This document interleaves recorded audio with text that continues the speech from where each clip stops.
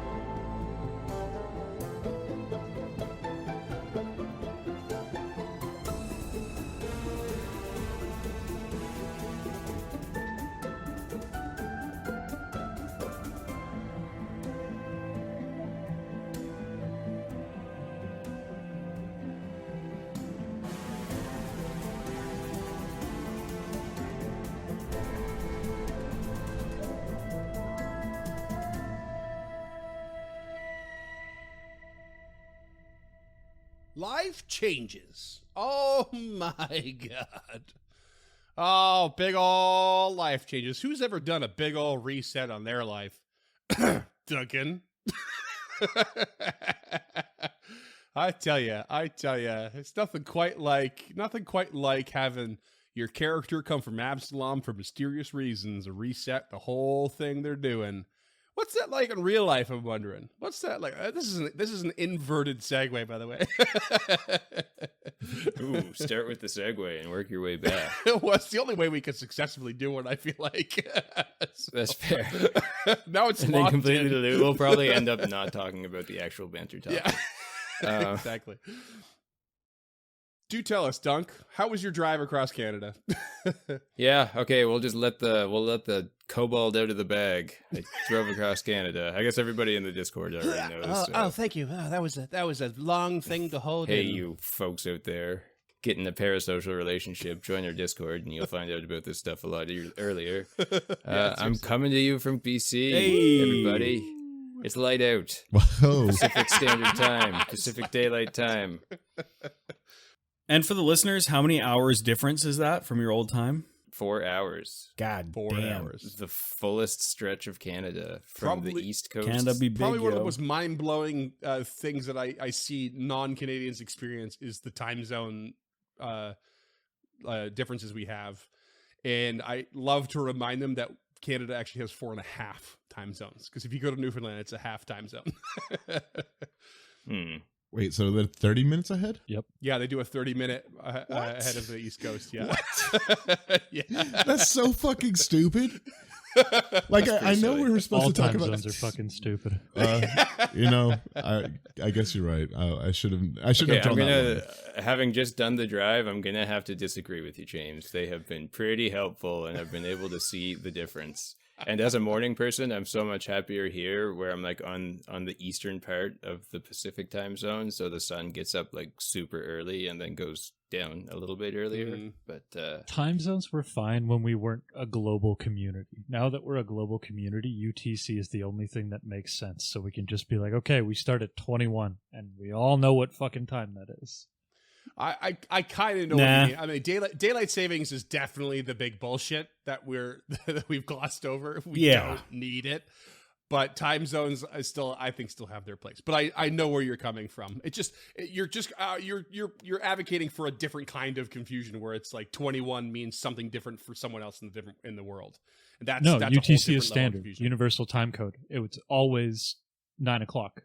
Everywhere it's 9 o'clock. Yeah, no, I think that's what he's That's saying. what I know. It's what just you like, mean, yeah, for but some it's people like it's night 9 and some o'clock people it's for you morning. here in BC means something different than someone in London. Yeah.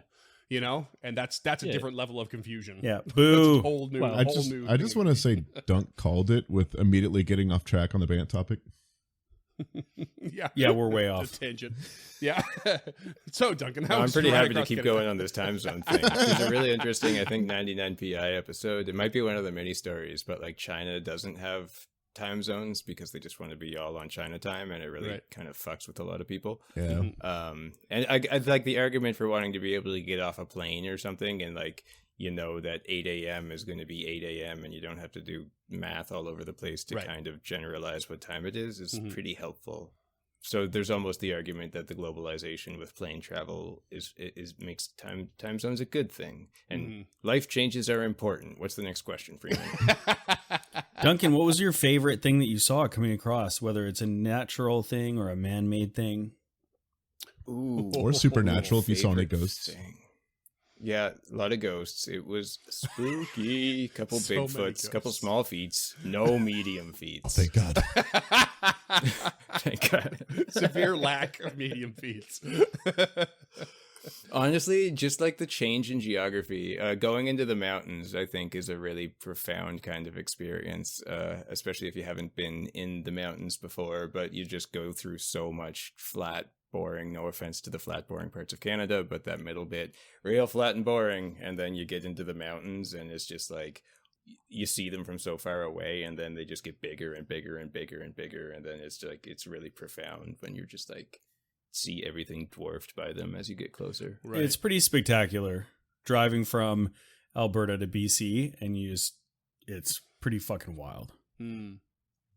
As somebody from a flat and boring space, no, it is awful. Don't you don't have to sugarcoat it. I've never driven across Canada, but you hear so many stories about going across the prairie provinces and how flat they are. But I do remember, I have a very vivid memory of my first time visiting BC, which would have been 2005. And I went to visit my sister in Calgary, and I took a bus from Calgary to Kelowna, I think it was. And I remember like, being near the mountains, but then like approaching them on like a flat road and just watching them grow and grow and grow. And I was like, surely we're getting close, but we weren't. And I just remember that, like, oh, it was so stunning. Coming from New Brunswick's not flat, but it's hilly, but it's not, doesn't have that sort of elevation at all. Not even close. I mean, Yeah. the Rocky Mountains are No, something. It's like the northern crest yeah, of the extraordinary. Appalachians. Yeah, I just remember like thinking, when are they going to stop growing? It's insane to me. And it was so beautiful. Yeah, and then they drive through Alberta, like through Lake Louise and Banff and into like Golden, BC was just incredible. Or I stopped at this first place I stopped in BC was Field, the I don't know, super idyllic mountains. It was just breathtaking. Yeah. And then you get slapped with housing prices as soon as you settle down. So. Yeah. Yes, you're And just wait for the forest fires to start, Dunk. Oh, buddy, I just wait. beat them. Yeah. Every year, baby. Well, that's the journey. How's the arrival? How's it feeling to have a reset, a hard reset in its infancy, as it were? Good. And it was so quick too, wasn't it? Yeah, I mean, I was ready for it for quite a while, and then when things started rolling, they started rolling pretty quickly. So I haven't quite yet settled for the listeners. I am still on the tail end of a long spate of hotel stays, recording from the luxurious, bleeped out for legal reasons in BC. And it feels good, but I mean, it's still kind of scary, and you know, So, I haven't started the job yet, but we're all having fun. question for Cam: do you live in the same town you were born in? I do, but I did move away a couple times. I just came back for school so that I could change careers and do nursing. Nice. That's So, a good question. I guess all of us then have moved away from Flown our the coop? original. Yeah. Yeah, where were you from, Scott? Everyone currently, except for Cam. I was born in Victoria. The island. The island, baby. Island time. The mysterious Vancouver Island. That's why I'm a That explains the hippie tendencies. shitty, slow driver and relaxed attitude. And why you're so confident in a windstorm. It's true. Very, very windy on the island. seen- as It opposed was to- actually a little bit windy today, and I thought, oh, this is weird for Vancouver.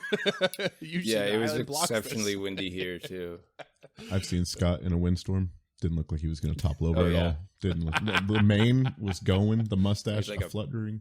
Bollard out Oh, there. Sight to behold. It's ticklish, but it's fine. Yeah. Sometimes you gotta tie it with a kite string and hold them down because the mustache really picks up. Just gonna aerodynamics. That's what the wax is for. Built for speed, baby. Oh God. It just wicks the rain off too, you know. Like water off a Scott's mustache. We are playing Pathfinder. Here we go. That's what they say out there on the island. You have it on the welcome sign. With a crude drawing of Scott in the storm. Yeah. Well, this And conversation. speaking of welcoming, Yeah, reminds me quite a bit of our current, not just our current situation in the game, but like, you know, some topics that were discussed even today or recently about the origins of this podcast, like getting into something new, the anxieties and excitements and how they balance out. And, you know, Duncan has this new character that we've yet to really super explore. And there's this newness to that character, and there's a newness to Duncan's, you know, current IRL situation. And it reminds me that, you know, again, the conversation we've been having lately with the origins of this podcast and how it felt to dive in and kind of struggle and learn and get through the anxieties and focus on the excitement. And if I recall correctly, we ended off with a bit of a separation of the party in which Nick Cage was had left the Odd Stories, Smorleben and Kevin's shop for, I think, his own personal reasons, and was ended up following the sound of a bit of a commotion on the western side of town, where he spotted a gathering of people around the old ruins of the Thirsty Alpaca, this, you know, tavern that had fallen into the ground. This sinkhole had formed underneath that caused this collapse, killing people, and the proprietor going missing, in fact.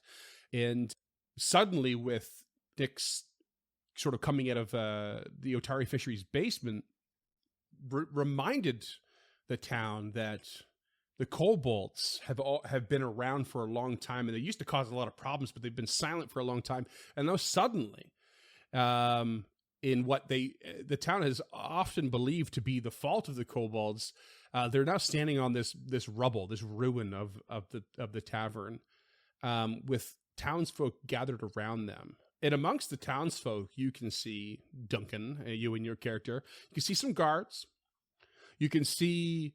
You spot what you would know, but maybe your character wouldn't, to be Longsaddle, Captain Longsaddle, and our dear friend Lieutenant Gerald.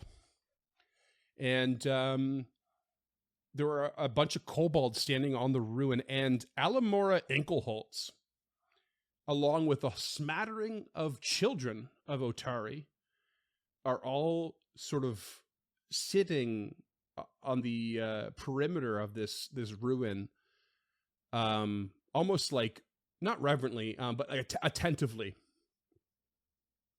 as one of these kobolds gets onto the highest part of the rubble and ruin, and begins to speak with like a sort of authority, and starts to address the crowd. And you can see there's some Otari guards around as well. You can see long saddle, arms folded, eyes squinting, kind of unsure about the situation.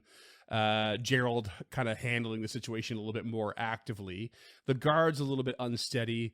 Alamora herself kind of with a glint in her eye, smiling and with a bit of excitement. And the kids are a little bit, here and there. Some are attentive, some are excited, some are like, just starry-eyed at the sight of these dragonkin creatures. And it's a bit strange that this little situation has unfolded. It's sort of developed itself. But it seems to be quite, tame and calm, I guess. It's not like everyone's like stressed out. I'm Tame alpaca. I feel like I was Great indie doing band. really good with my words, and then now I just can't think of what I want to say. It's a chill Tensions are vibe. not high. Tensions are not as high as you would think with now a bunch of kobolds in town. And as you approach, Nick, I assume you approach across the bridge along that goes across the Osprey River. So I believe at the end of the last session, he had gone from kind of slouching his way down the street to seeing that the kobolds were there and kind of perking up and marching in, kind of, now that you with say some that, pomp, a little feel bit like- of circumstance. Yeah, I feel like I remember that maybe you left Odd Stories because you were feeling overwhelmed with like, oh, I'm in over my head. Like with the finding of the lens and the debate about what to do with it, to throw it away, to destroy it, to ship it off somewhere else, and the intensity of like this item. I think I remember you were feeling like, oh crap, like maybe I've bit off more than I can chew. So now what's nearby you is something that is quite related to you.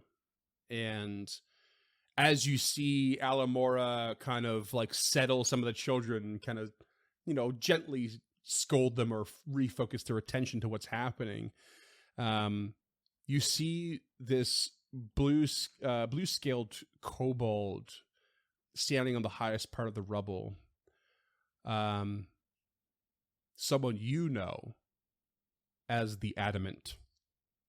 And the Adamant holds this staff, this like crude staff, and stands as tall as they can with a sense of authority, and just begins to speak as they see the attention is settled upon them. No story has a start or end, only chapters, old and new. This is what the stone and scale say. A stone may be crushed, or it may be compressed. It may be made from wood to start and changed to stone with time. It may be reformed through honed skill and artistry of the awesome natural forces of heat and pressure.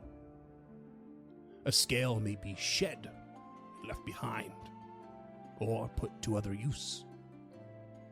Another may be grown in its place as its source lives on, using the old and new together. It may shine in an array of colors, but under the same banner. It was a very obvious gesturing to the kobolds around of different colors. It may dull to a matte hue with time, or origin, or forceful influence. But never does it lose its significance. All suggest new moments in time and story, but never a start or end in the greater tale. We are stone scales of Otari. Our tale has many chapters for each of our kind, for all of our kind, and for what came before, what is yet to come.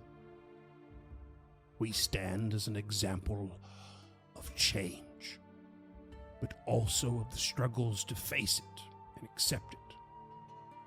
We are singularly not alone. We are not the only that matters, but we matter to us, and we influence the world. We affect our environment, and it us, the people of Otari, and them, us. There is a sort of sense of kind of enthrallment, but confusion with the townsfolk, because it's obviously such an effort to be poetic and philosophical, and not what you would guess, that maybe not what they expected for an introduction. And as he's talking, Nick is like getting closer and closer, and kind of like more noticeably and more kind of like, adamantly nodding along and just kind of like getting into it, and as he's walking closer. I'm interested, I'm sure, as the listeners are, to see how Nick Cage fits within the group dynamic as such a notable hero. Oh, I'm sure they all love him. Right? Yeah. So as you walk closer and perhaps settle into the crowd, the adamant continues to kind of, gives a pause there, like this beat to let everything sink in before continuing.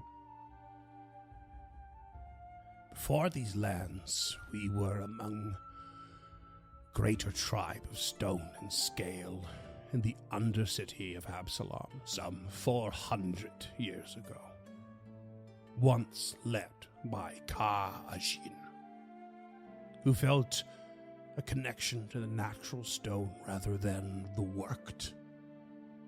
He was pulled and drawn and driven away by the call of our exemplar, a great dragon of stone who once walked, flew, and burrowed along the Starstone Isles. Tradition told this exemplification of stone and scale laired on the southern coast before civilization stretched its fingers out from the city at the center of the world. And Ka-Ajin led our fractured tribe to find what we thought was our source and ancestral home. With time, doubts emerged among some who struggled with leaving civilization behind. And with time, Ka-Ajin was taken from us, and descent usurped our goal. We were led into troubling times by Yarlipe, who could not accept the change, who could not stand still yet could not continue. Decimation was met upon our people for our actions, as we selfishly took from others, lured them to their doom. We led ourselves to our own mirrored fate. What few survived returned to the old ways of the Undercity Warrens, scavenging and scraping by, as others flourished overhead. And we took from them, gained ourselves ill reputation. But we learned with time and reflection upon the stone and our scales. Our mistakes were trading one life for another. We should have accepted our past with our future. that our previous chapter had led to this one.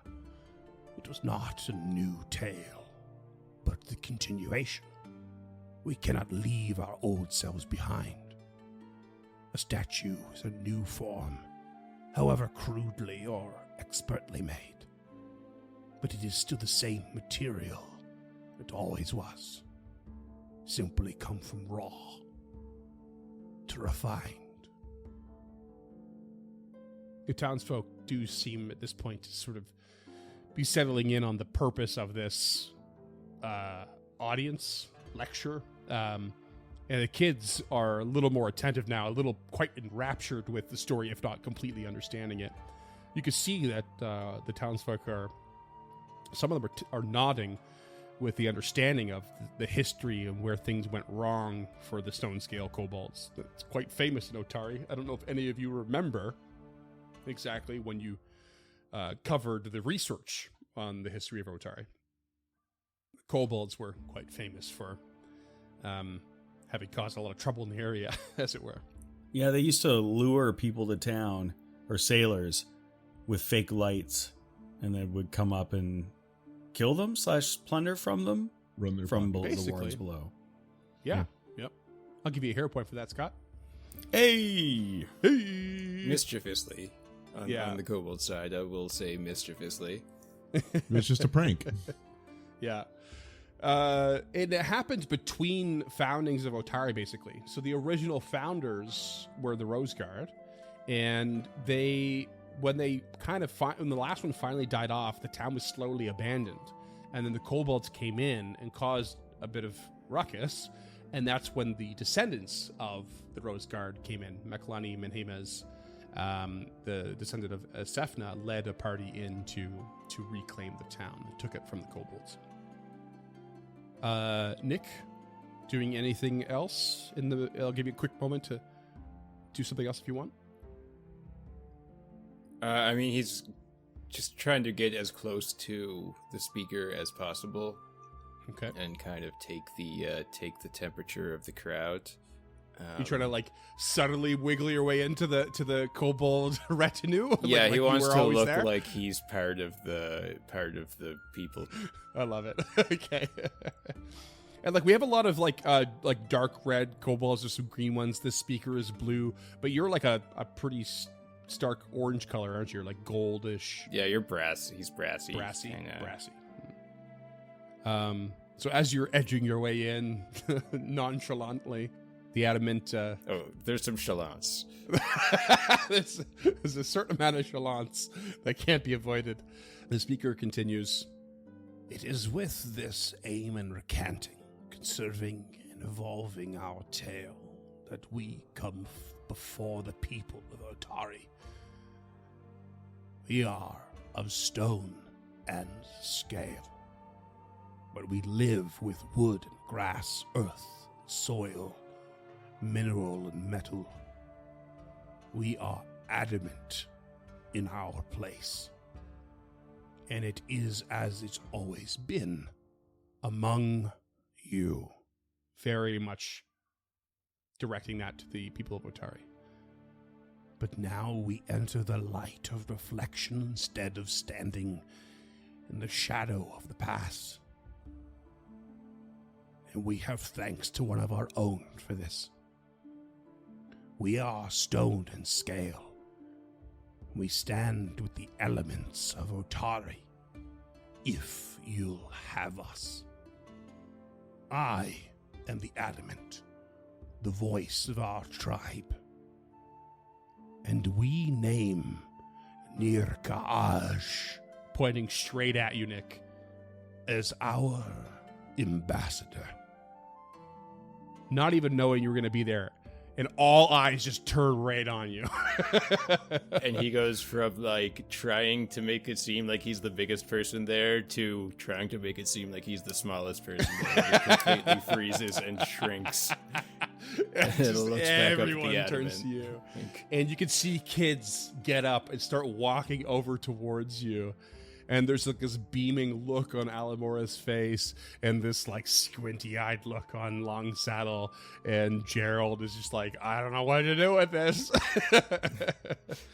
He just And- collects himself, puts on a big shitty grin, like, oh, I'm honored.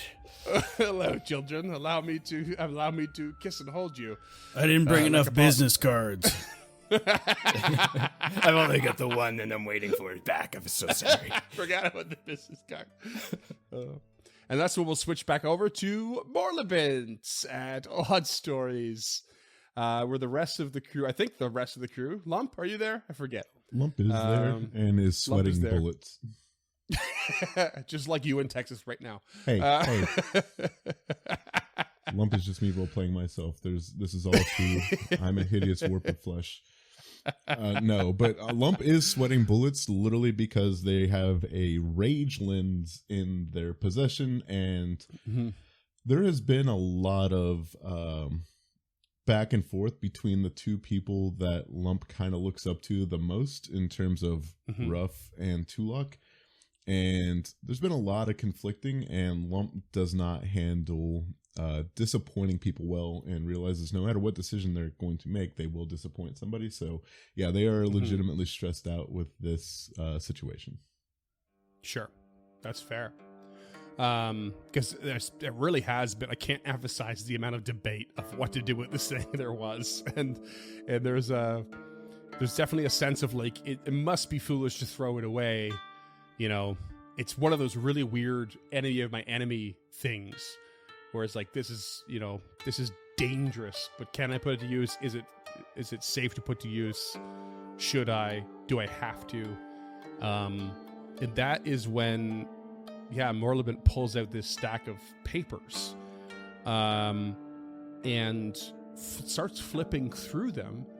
And you can see, if you're keeping a close eye, you can see there's like this long list of notes among the papers, which are ultimately the notes that Morlabit was reading in our episode 100 recap.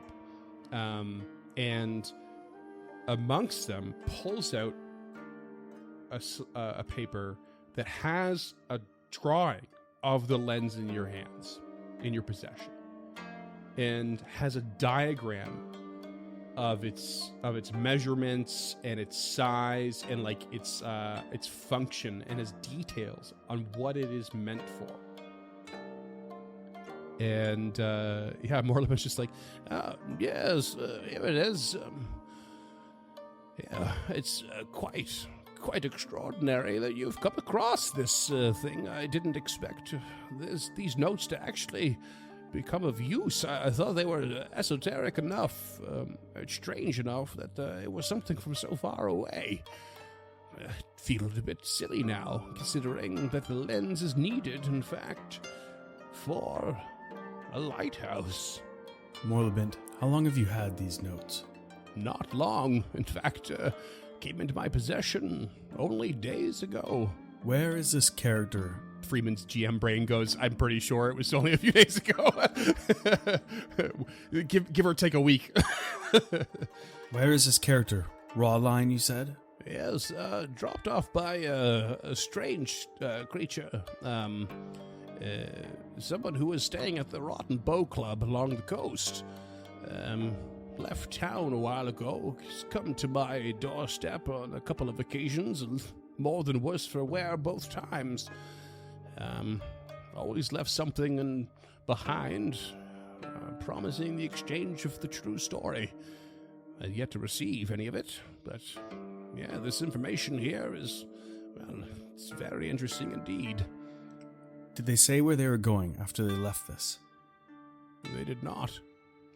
What of its purpose? Where did it come from? Last I read along the notes here is that these notes on this lens, among others I have, by the way, all came from the Foray Logos and Absalom.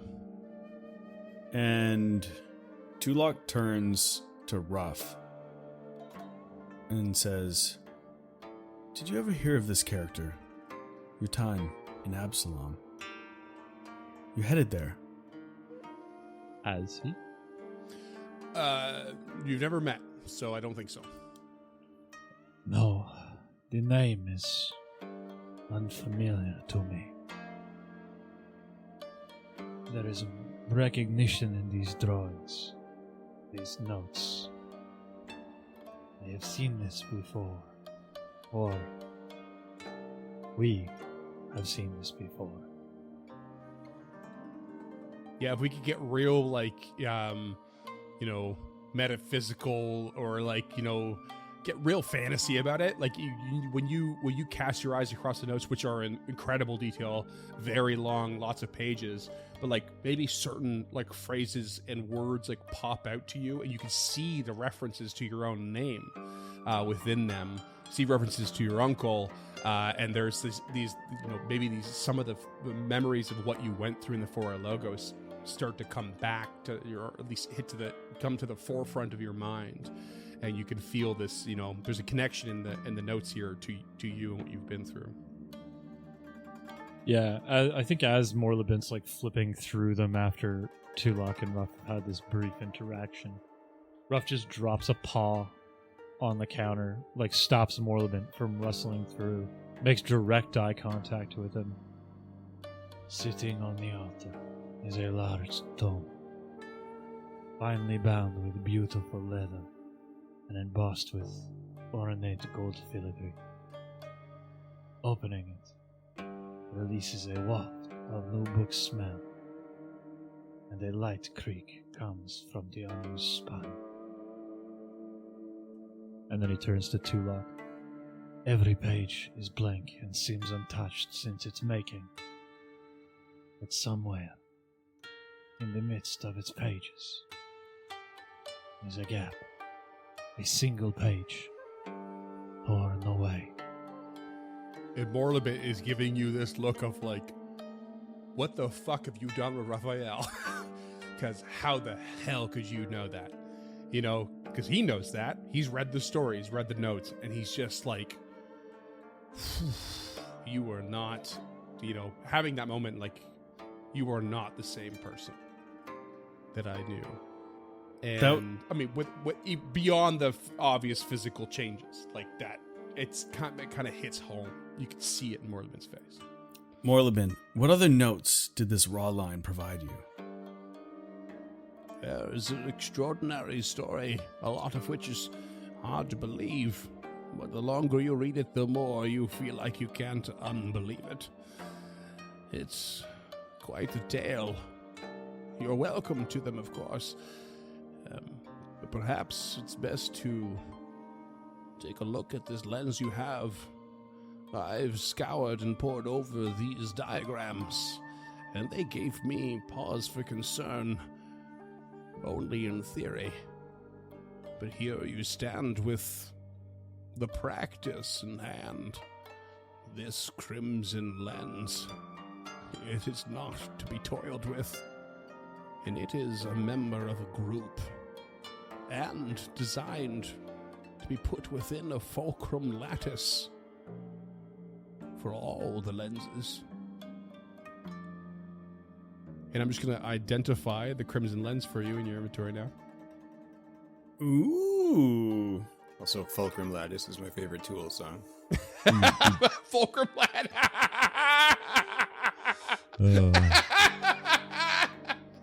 Okay. James, you get a hero point for that little improv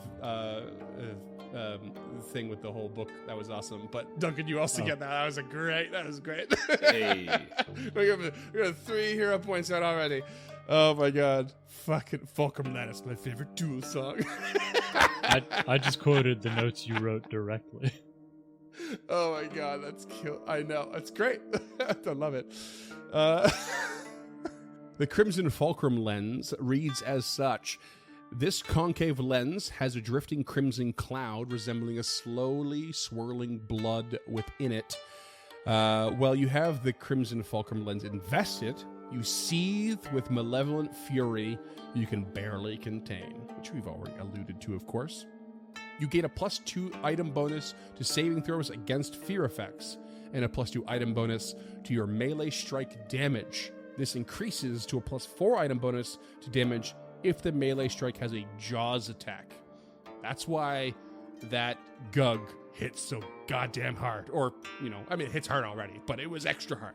Who's got the wolf armor? Who's got the wolf armor? Yeah, the one where the jaw comes down over the hand. No one took I'm it. not, I'm not sure anyone took it. Yeah.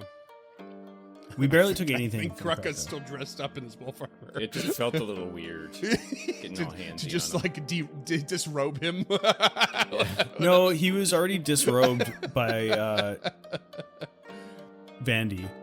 Yeah, he was in a different robe, but we had That makes all sense. of his items. But I think, it was a little bit of a weird situation.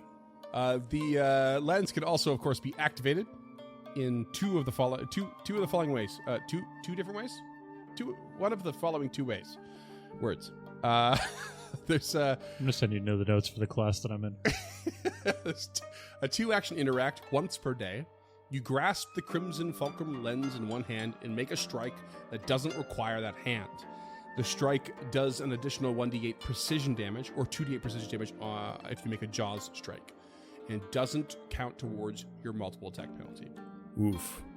And there's also another 2-action interact, which has the attack and possession traits.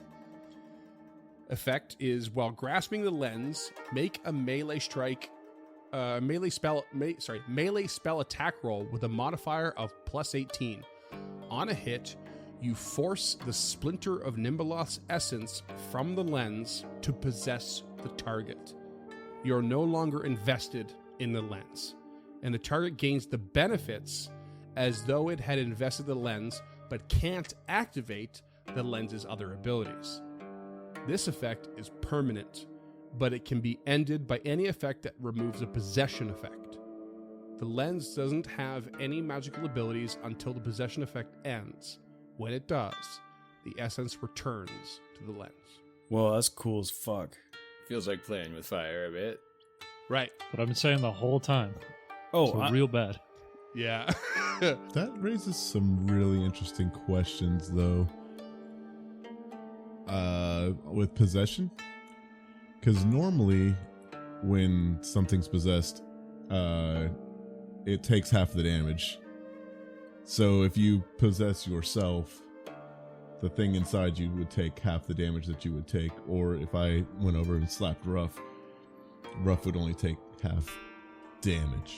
Or I take half. I'm not sure who becomes the possessor here. Like, this is a small. Yeah, you get what I'm saying here, Freeman. Like, that's the only thing that, like, I do. Yeah. Because if a ghost possesses Tulok, say, would never happen.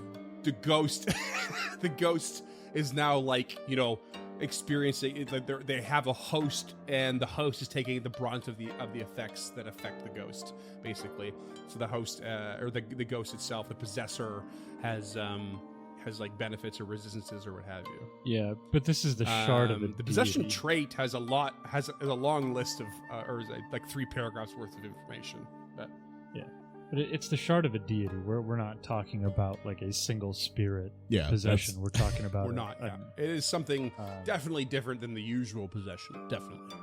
Yeah. The question you want to ask is why? Why at all does this exist in this lens? For someone to pass the power on with all of these parameters, with also with the limitations. well, no, because like if you're trying to send somebody as a shock troop to go, take on Absalom, like it absolutely makes sense to, you take half this ability and like now you're stronger, you're less fearful, like you can absolutely go, run crazy, and then when they die, back in the lens, I have it again. Here's the next one. Yeah, good point.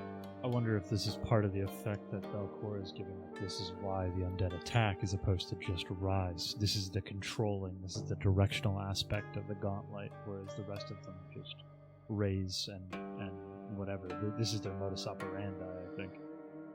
Yeah, the rage beam. Yeah. But yeah, Lump will reach over and touch it barehanded, investing it.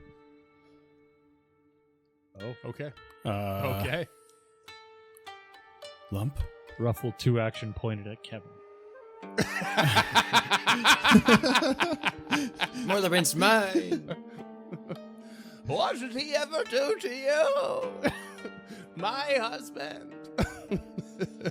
He just becomes imbued with the spirit of Nimbleoth. Yeah. I am Dread Kevin. You will face oblivion. Yeah, Kevin just turns into Belcor. Like, how did you know it was me? The secret BBEG. It's been Kevin all along. Kevin Horvath. It was obvious the whole time. Really rolls off the tongue. We should have just kept reading down that family tree. It would have been a lot more obvious. That's it, yeah. Shouldn't have stopped at a certain point, yeah. But as Lump touches it and the power begins to filter through them, just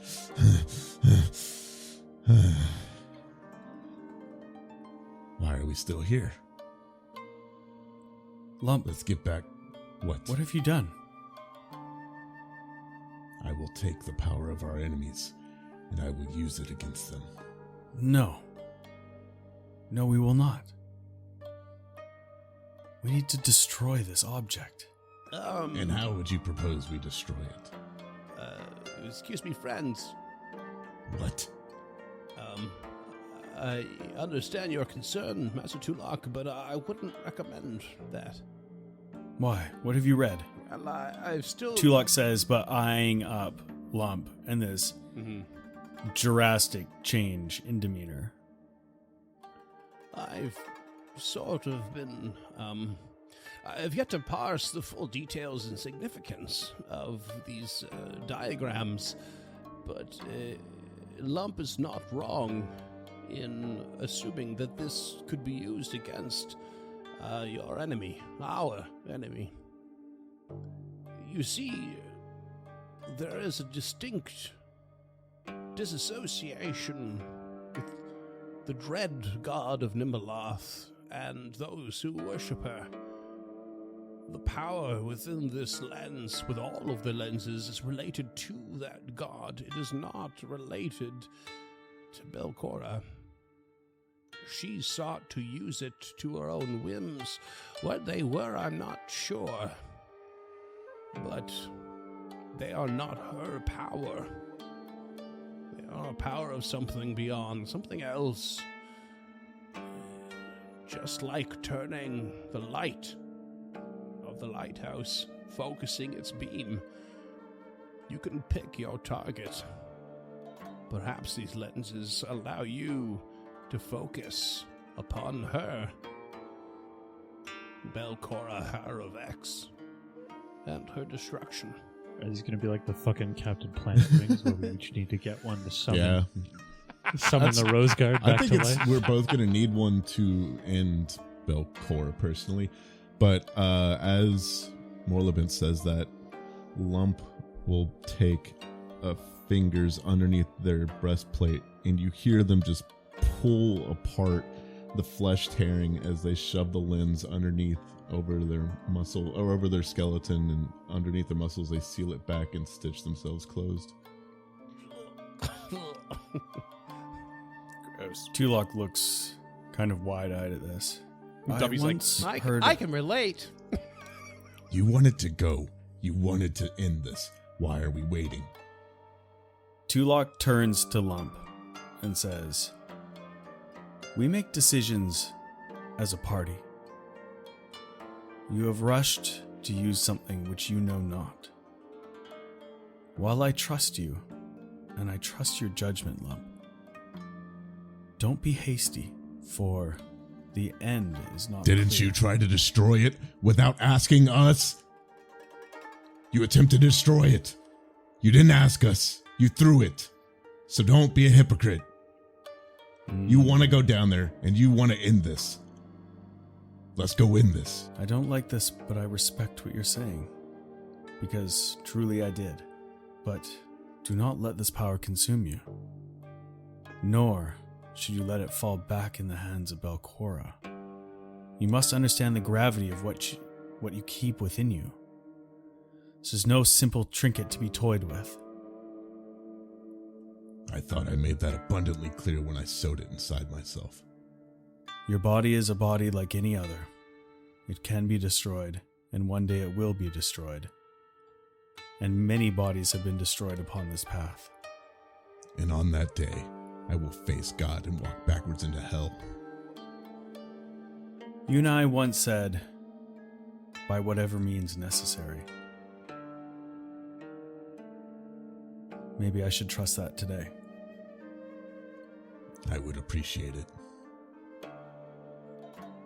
Tilak nods. Morleben is like very obviously uncomfortable with this turmoil amongst the heroes. Maybe not surprised, but is like, that's exactly the sort of thing that the citizens of Otari don't want to see.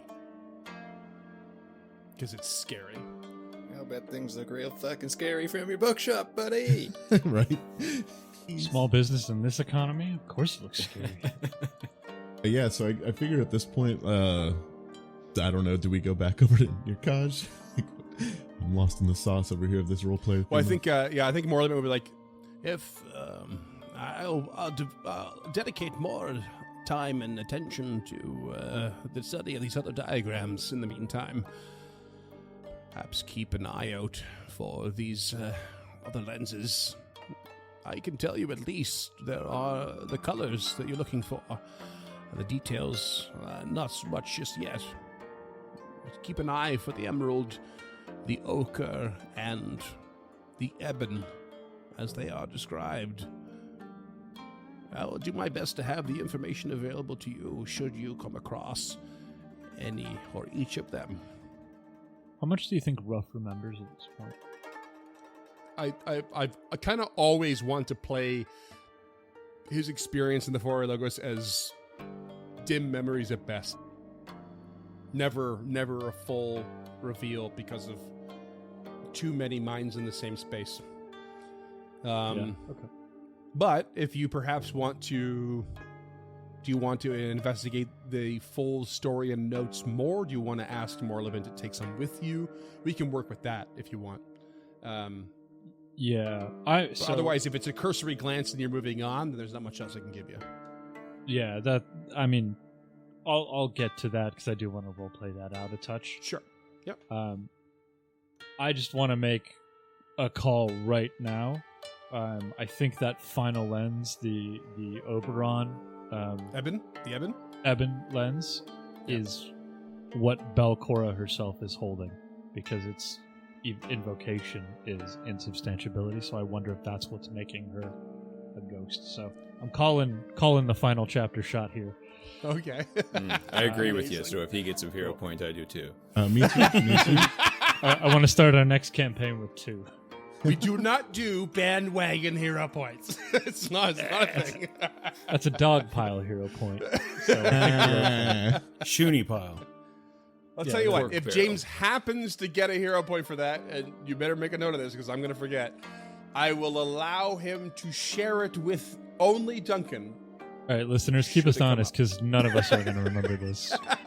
Yeah, and it's going to be so far off between recording and release that it's moot anyways, so whatever. We'll fucking see what happens. But thank you. I think Ruff will just kind of hold back a little bit, waiting for Lump and Tulok to make their way out. Because in Ruff's mind, this is a huge character shift for Lump. Like, this is antithetical to what he's come to perceive Lump's being is, and it is very shocking to him that Lump would go this far this quickly, because it seems like a very drastic escalation. Agreed. So he's just going to be extreme tone change, not just in the voice. Yeah. So I think he's just going to cautiously eye them on their way out, and just hold back for a second. Morleben, if you would permit, when time allows, I would come back and help you with this research. There are aspects of it that are familiar to me in a way that I cannot yet parse. But more than that, I would ask you a favor. Do not inform my uncle of my presence in Otari. I cannot bear him yet. Fuck you.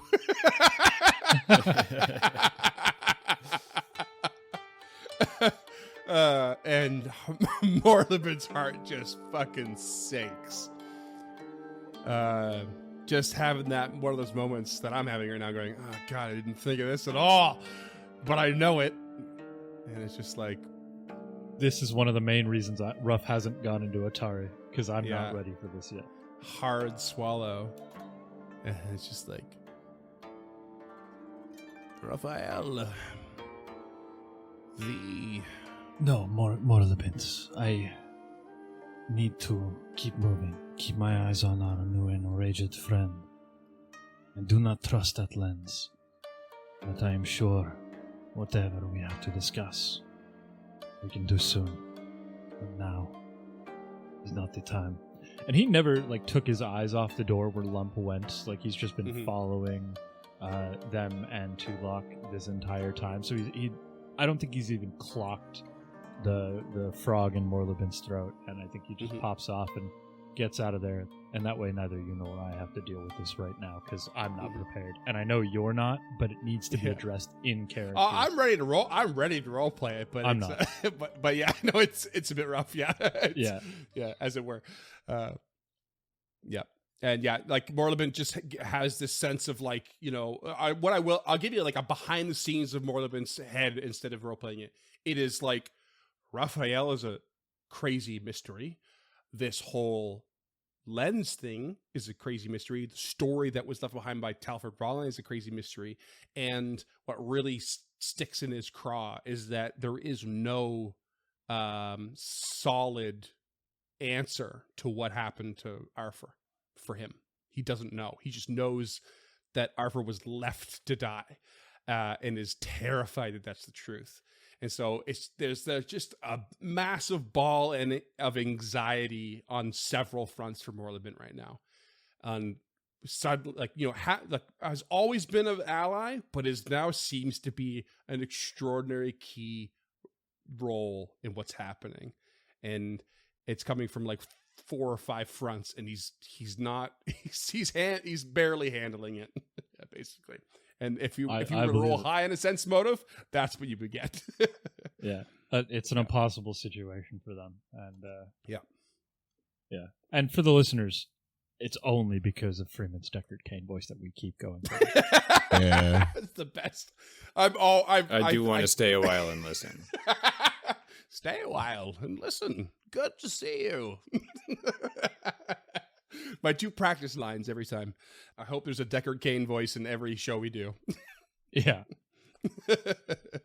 So Ruff will pop off and head out after Tulok and Lump after this very, very quick encounter. Like I imagine he's only a few steps behind, but he really doesn't want to let them out of his sight. He does not trust this new rendition of Lump at all, and I think rightfully so. Yeah, I mean, if anyone is a little more hyper aware, I feel like it's appropriate that it's Ruff, who is just has a lot of perspectives happening at the same time. Whereas Tulok feels more organic, yours feels more cold and calculated. And I love it.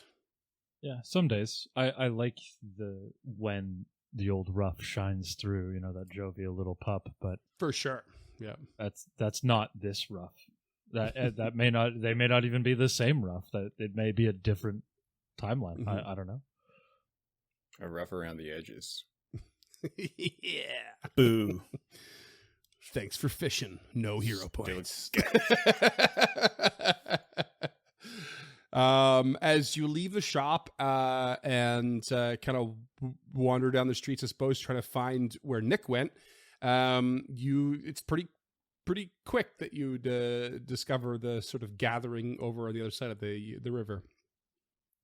And as you discover it and take it in, you can see that your new companion is what's the word when you put your hand over the head of a child and you mess their hair up? Is there a word for that? Tussle. Tussle. Yeah, he's tussling children's hair. Or tussling children's hair and rustling local Otari skirts. And I'm so glad to be. Yes, I do deserve that. Yes, thank you. And it seems really strange that there's this culminating, growing admiration for this new person in town. But then also you see like all of these kobolds standing around the top of the ruins of the Thirsty Alpaca, and the guard is kind of like hanging out. They're very at ease at this point. Longsaddle's got his scowl on, and Gerald's having a laugh, chatting with people. And it seems like a very jovial community experience all of a sudden with all of these new kobolds around. What do y'all do? So, while the mood is jovial, Tulok spots past the group, Longsaddle, and he just passes, registering what's going on, but not really focusing on it. And he sidles right up to Longsaddle. I need your help. We must find someone. The name is Talford Rawline. I don't know much about him. I was going to ask, but we kind of glossed over it. A description of Talford from Morlabent? From Morlabent? Yeah. Yeah, he could have offered it for sure. So skinny, lithe, chain smoking half elf, Ayuvaran. Yeah, exactly.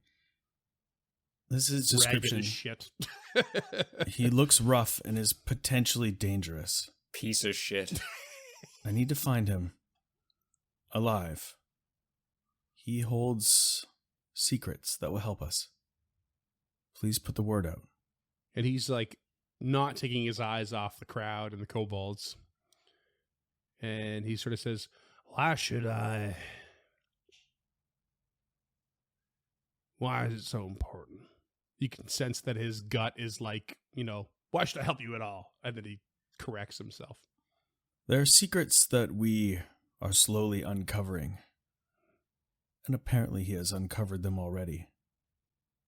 This information could save time and lives unknown. Please, help. And again, still eyes not coming off the crowd, kind of sets his jaw. Right. Slowly uncovering secrets.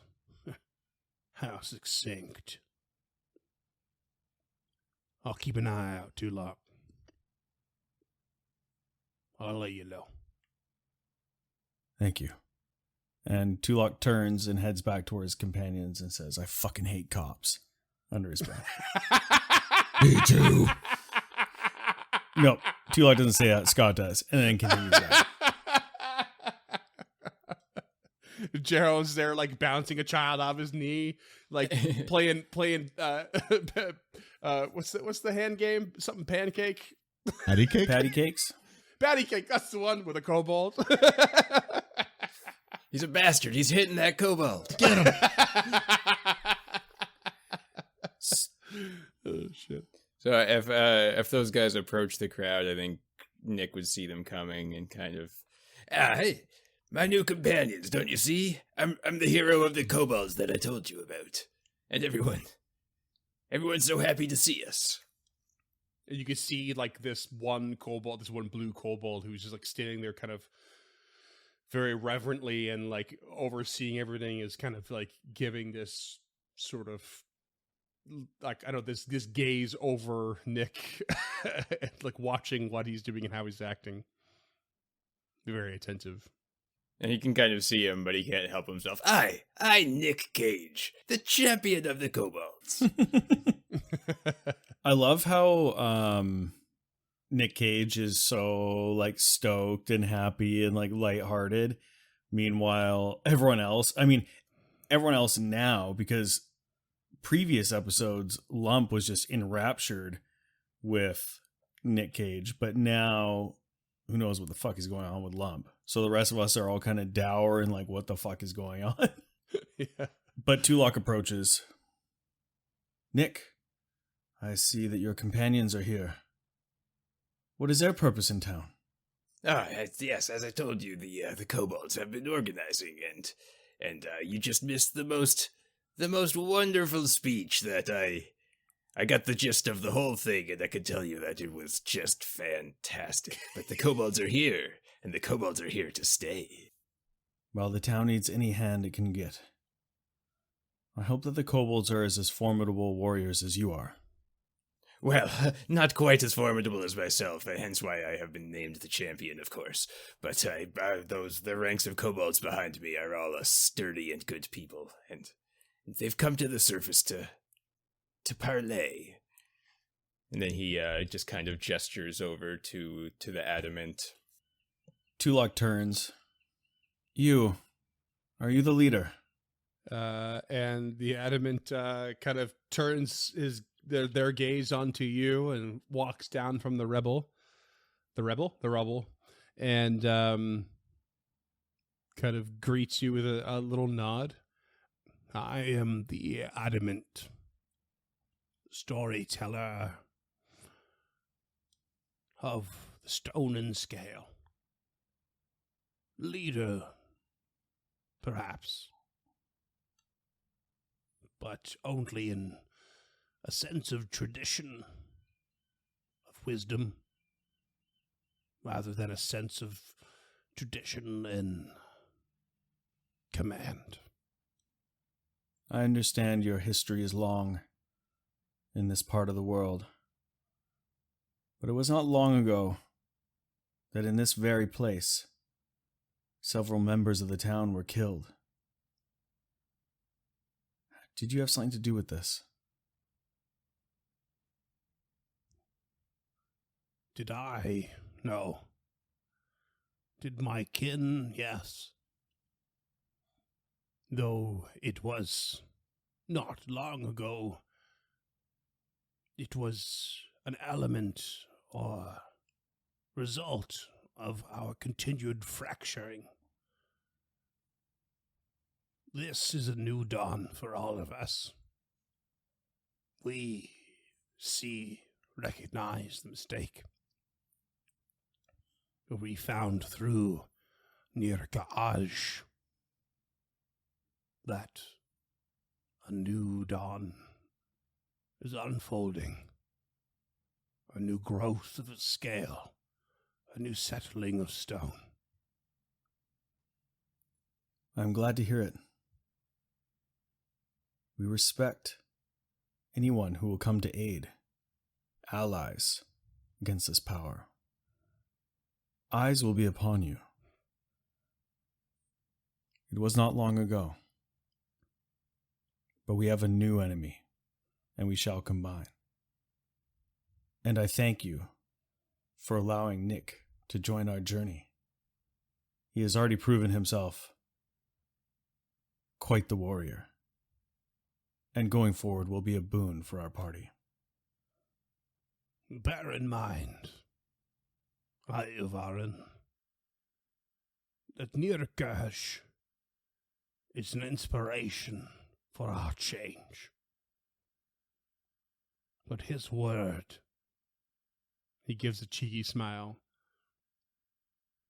is not our truth. He will stand the test of stone and scale. And I believe he will prove himself. Rest on those laurels. Did I use that phrase right? It was good enough. Yeah, that's fine. Okay. Well, I thank you for that endorsement, oh adamant, and I thank you for noting my use of flowery language in nothing but the most endearing of terms. That's good. Well, since we've all become friends here, I suppose. What have you learned? And is it time to go back to adventuring? Yes. We've learned much about the lens. Nick, I ask you, keep an eye on Lump. There's been a change in them. I am very concerned. I hadn't noticed, but then... You look over and you see Lump just mean mugging the shit out of a kid. Like, just absolutely. Oh my god, I think I got it. Okay. The kid's just like thumbs up to the head, like fingers going like moose antlers, like nanner nanner boo boo. And then Lump hits him with an intimidating You're a glare. lumpy poo poo. The Morning Star just comes off and Shink. Yeah. And like, actually, I think at this moment too, maybe it goes over Lump's head, but there was a remarkable lack of response to Lump being exposed in this way in the daylight. There's already a bunch of kobolds popping up. What's a flesh warp? That's between just it, right? friends? And like word travels fast. There's and it's like the next day kind of thing as far as I recall. And yeah, it's like they're not really shocked at you being there. Maybe you detect and see a bit of unease in some of the adults, but the children don't give a shit. Now it's just more like, why are they being such a dick? Yeah, the kids are just assholes for a very different reason. Yep. I think he meant Lump. Yeah. Oh yeah, that too. My kids are assholes. Facts. Is there any other housekeeping that we need to do while we're in town? We should rest. Yeah, probably should rest. And then I want to sell this +1 striking longsword for 50 gold. That's a nice little. Hey, how are you? I'll probably buy some scrolls as well. I just don't have the list in front of me. Real quick. We got any research to do then, if we got time? Oh yeah. The shopkeeping is coming out of the woodwork. Okay, real quick though. What is the lighting normally down there without my light going? Is it dim light or darkness? Down below, it's mostly darkness. Yeah. Okay, so it's not. That is such a fucking. The gloom blade is literally.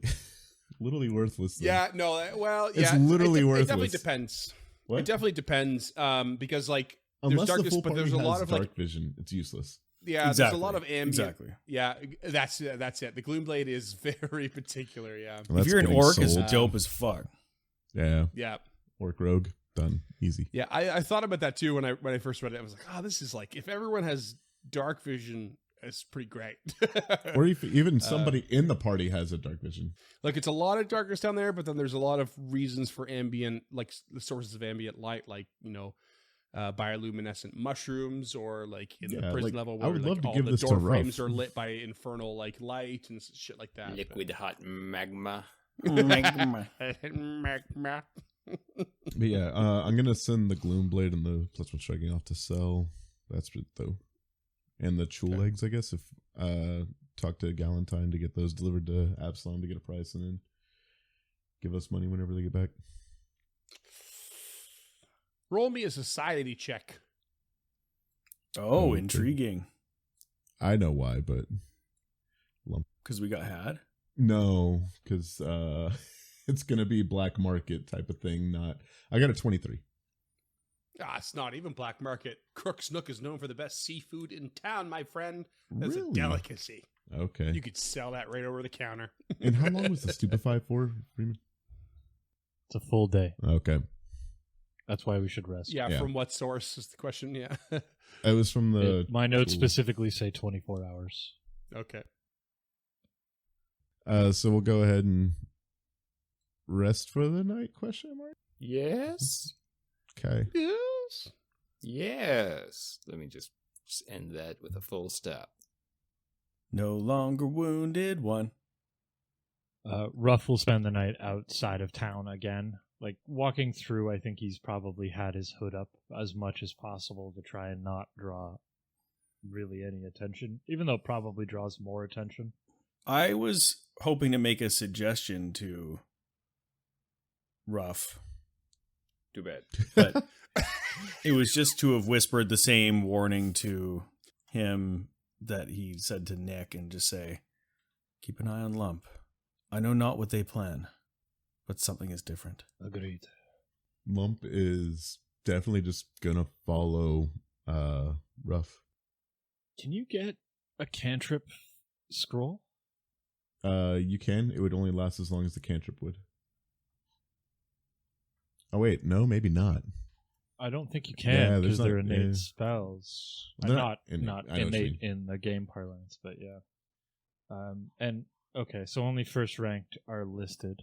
Okay, that changes things a little bit. Quick, somebody give Lump some coal so they can make diamonds. Gonna tag on an hour for the role play and stuff, and the meet and greet with the citizens, and then we'll go I for got a little hero point there. little 8 hour rest. That puts you at late afternoon, almost evening time. Sometimes preparation takes another hour. Let's put you at the old 1700 hours shortly after. What's the date? Lamasham the 16th. That sounds made up. Lom jabram de mam de mom. Can I lose the stupefied? Duncam Forbes. That sounds made up too. That sounds like somebody in Quebec trying to pronounce my name. But yeah, go ahead and reset your spells. Go ahead and reset your once per day bullshit, because I'm not big on the whole 24-hour tracking, at least not in this campaign. Does anything weird happen Okay. during the night with Lump? Goes to pee 3 times. That's too much. Can't get a good night's sleep. Wakes up fatigued. But yeah, Lump probably doesn't sleep well at all. And if Ruff is sleeping nearby, probably hears something about it burning and twice damned, just over and over repeated, just twice damned, twice damned. So the party rallies up and heads back to the Gauntlet. And that's what we're gonna call it. So you head back to the ye old Gauntlet, and where are you heading back to? The The prison, Library. the farm. Oh, the farm. Well, I know the level you're heading back to, but what part of it? Where were you last? And you were in the caves with the Gug. We do have the danger room. Past that, we can follow. Looks like there's a door down here and a door down here to the south of us. And Two I doors think- down south. Yeah, I think Lump would argue just going for the stairs, see where that leads us, because the change in elevation on this level seems more interesting than not. But So we just have to be wary going down there about there were the planters or fucking wells or whatever it was that the These little like basins in the nooks. Yeah. the wisps came out of before. oh, don't Are they- worry, I've prepared something for them. Does Lump look different at all? Where they kind of had a, while horrific, more cherubic look on their face, like it was like kind of like a super weird smile. It's now definitely more flat and more like drawn together. Like they're clenching their jaws. I mean, we're not coming from the same place here, though, so unless we want to do all those climb checks again, I would suggest that we go. Yeah, that's a good point. Yeah, you have two single doors basically. One is south of like the docks that the Chules kind of showed you some treasure, in which you also encountered the original wisps. There's also, technically, if you want to go back to the cave you were in before, there is that staircase with this very, very similar, kind of almost mirrored 6 like nooks that makes you wary. You have to climb up to get back to them. But they both have a single doors at the south of them, which, you might surmise lead to a similar location, if not the same. Coming down from the elevator, I would assume you make your way back towards like the Chul dock kind of thing. If that's the direction you want to go. That is the direction that Lump wants to go. Okay. They may be angry, but they're not unreasonable yet. Yet. I don't like how you said that. You don't like how I say anything. That's not true. Only this new Lump. I like my flesh warps cuddly. All right, give me a little marching order. A And Lump head first. down your favorite 5-foot wide hallway. I am avoiding notice, but we'll let some other people go first. Yeah, Nick will go behind Lump, scouting Okay. And then Tulok. and dashing. And Ruff at the rear. Classic rear Ruff. Yeah, please. Sorry, I'm just working on those spells that I bought, the scrolls. Yeah, you're all right. What did you buy? So far I bought and learned Enlarge with a DC with a 30. So that's now in my spell book, and now I'm just kind of going through a couple more.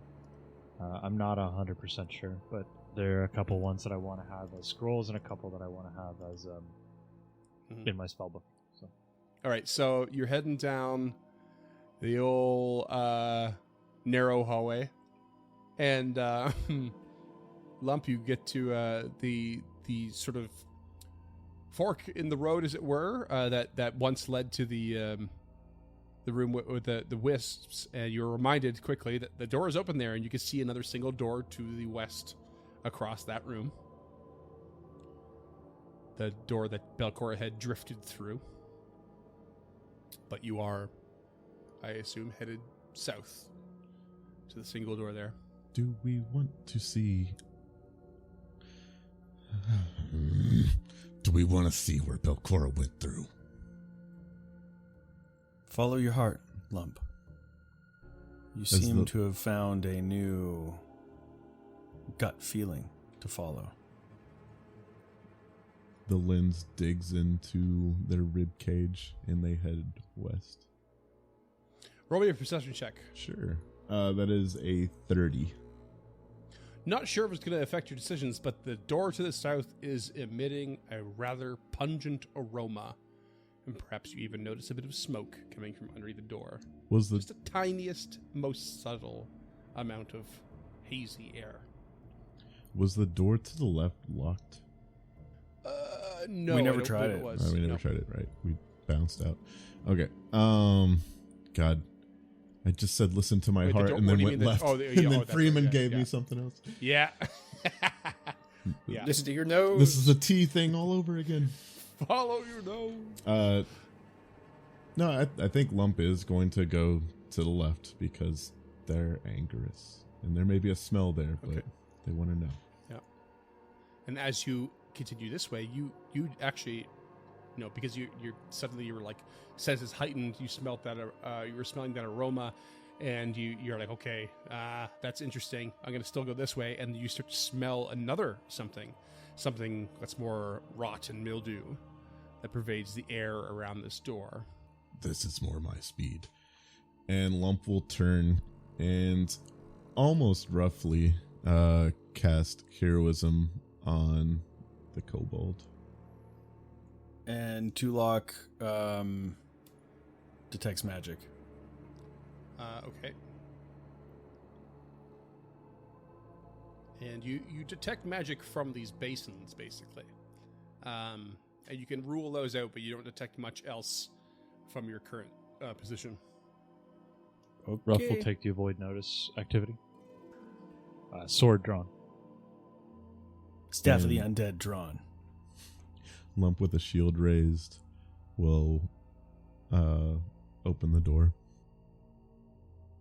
And you crack the door open to the smell of rot and mildew, as I said, that pervades the air of an enclosed hallway and staircase that immediately curves to the north. At the base, a moist carpet of fungus, slime, and mold grows all along the floor and the walls. Lump will reach into their pouch and quaff a potion. Okay. And they drink it and then immediately exhale a gout of fire down the hallway. Okay. Hell yeah. Sick. Boom. And you ignite all of these mushrooms and this fungi and mildew and all the different bits and pieces. Lichen? Does lichen grow on walls? Oh yeah. Definitely moss. And it has mixed results. Some of it just goes up in flames. A lot of it is resistant because it's still very alive and filled with water. You see no obvious, like, reaction. Seems like you blew it down the hallway that is reasonably mundane. No explosions of spores that seem dangerous. No explosions of traps or anything like that. Can Ruff peek around and do a nature check? Yeah, for sure. I fucking rolled secretly, I'm sorry. That's okay. You got a 25. It all seems very naturally grown to you, as far as you can tell. After in the aftermath of the fire, As the hallway is engulfed in flames, Tulok uses the Ring of the Ram and sends Lump into it. A Lump holds up a hand and then steps 5 feet in. You step in, and as you're kind of like watching the sort of embers and flames of some of the things you've lit in fire kind of subside, like it's kind of a big moment, and there's some ash in the air all of a sudden, and you're watching all of these different things respond to the flame you just gouted into the hallway. And as you do, the light sort of flickers around, and you notice the faint outline of a door in the wall straight ahead. And that's what we're going to call it.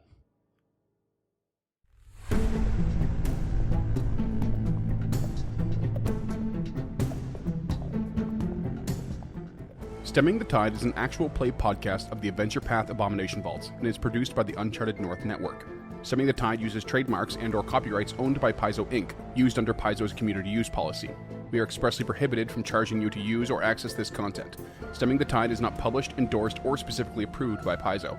For more information about Paizo Inc. and Paizo products, visit paizo.com. Music is composed by Will Savino and artwork by Greyhood. Stemming the Tide is recorded remotely using Foundry Virtual Tabletop. If you wish to connect with us or support this project and projects to come, we can be found at unchartednorth.ca, patreon.com/unchartednorth, and on all major social media platforms. Links to all credits can be found in the episode description and our website. Thanks for tuning in.